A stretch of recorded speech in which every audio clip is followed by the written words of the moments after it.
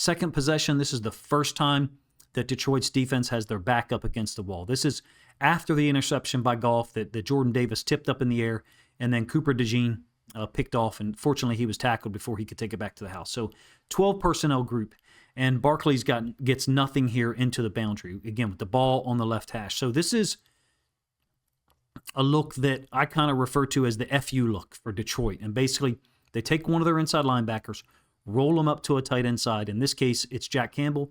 Derrick Barnes is the edge defender, OLB, whatever you want to call him.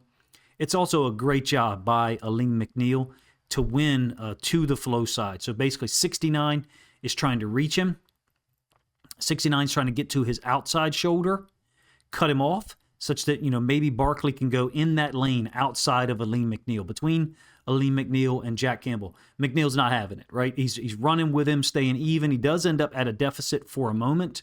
But first of all, you've got a great job of setting the edge by Derrick Barnes, who's very physical at the point of attack. Second of all, Aleem, who did end up at a deficit, he did end up on the backside for a moment, has now got his head even. And then Jack Campbell taking on the left tackle at a size disadvantage for sure, but he's able to shed the block. It's McNeil, it's Barnes, it's Campbell, all involved in the play. This is a badass group on defense, and watching it live on Sunday night, I felt proud for what they were the product they were able to put on the field, despite being, put at a deficit, having to work uphill sometimes. Watching the film, it was even more impressive in my opinion, and that's why today, Tuesday, I worked for probably the better part of the day to try to produce this video. So, if you enjoy it, please let me know in the comment section. Like I said, this is a full-length video, so I expect it to be in the 35 to 40-minute range. In any case, same play from the all-22 angle, down into the boundary, out of 12 personnel. So the Eagles have got their two receivers, Brown and Smith, up to the top side. And credit Detroit, they're staying with who they are. Hey, we're just going to match you 2-on-2, play man, and we're going to let all this other stuff work itself out in our favor, and it does. You do not have numbers into the boundary here. The first tight end is stepping to Barnes. Second tight end kind of taking him over. Barnes gets his hands on, runs down the line. Watch him take on both tight ends. The first one and then the second one. McNeil has shed his block, the left guard. Campbell has shed his block, the left tackle. Three guys winning with block destruction, staying balanced down the line of scrimmage. They made life miserable for the Eagles' run game, for their offensive line, for all of them. I thought those guys played. I thought it was a heroic effort in light of the fact that the offense had so much trouble. Here's an example of the same F-counter concept where Bigsby bounced it out earlier. If you recall, where Hutchinson tried to spill it or wrong arm it, and Anzalone didn't fold over the top. Or perhaps Hutchinson was wrong. Really doesn't matter to me. I'm just trying to illustrate the concept. So the way this works out is Barnes is going to set it to the inside, okay? And that allows Campbell to fit underneath as well as Anzalone. I think Anzalone almost tries to fast flow this a little bit too much. So it's an F-counter scheme. Let's move that out of the way for a moment. The left guard is going to pull and go try to kick out the edge defender. That's Barnes.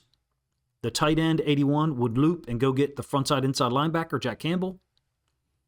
And then the running back's path takes him off the midline. He'll veer behind those. The reason why he goes off the midline away from the point of attack momentarily is to give the blockers time to get out in front. This is setting it or knocking it back inside versus what Hutchinson tried to do earlier, spill or wrong arm technique. In addition, when you get the all-22 angle, you will appreciate what Aleem McNeil does to the right tackle here, 74. Basically forces the running back, Barkley, and the tight end, 81, to bow their path back to the outside. Anzalone actually ends up folding over the top of Campbell.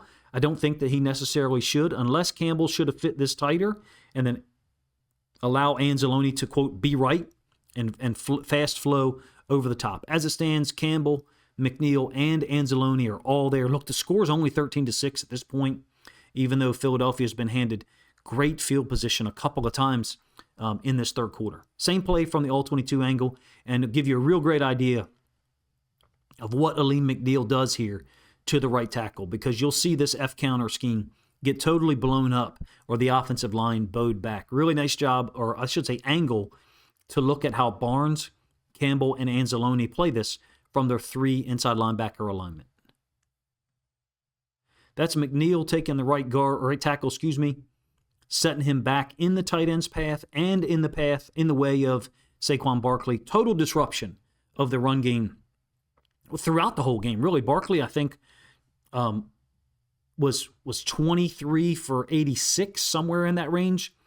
Total for the Eagles, they were 40 carries for 148 yards. This is during a time when the Lions are trying to get their 3rd consecutive stop after a turnover on downs by the offense.